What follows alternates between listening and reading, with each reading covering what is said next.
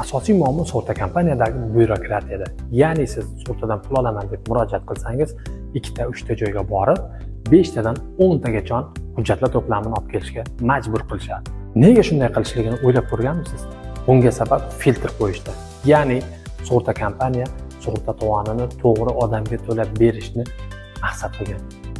Yo'qsa sud qarorini o'zi yetadi deb xohlagan odam kelib sug'urta pulini olib ketishi mumkin bo'lib qolardi. Misol bilan tushuntirib berishga harakat qilaman. Mashinangizda ishonchnoma bilan kimgadir berdingiz, hamda kasko sug'urtangiz ham bor. Agar yo'l transport hodisasi sodir bo'ladigan bo'lsa, kasko sug'urtangizga ishonchnomadagi odam borsa, unga haqiqiy egasi kelmaguncha yoki undan tilxat olib kelmaguncha pul to'lamaydi sug'urta kompaniya. Bunga sabab sizni mashinangizga yetgan zararni o'sha odam pulni olib, o'zini ehtiyojiga ishlatib yubormasligi, ya'ni sizni himoya qilish. Bergan ma'lumotimiz yoqqan bo'lsa, like bosing, qarshi fikrda bo'lsangiz, izohda fikringizni qoldirishingiz mumkin.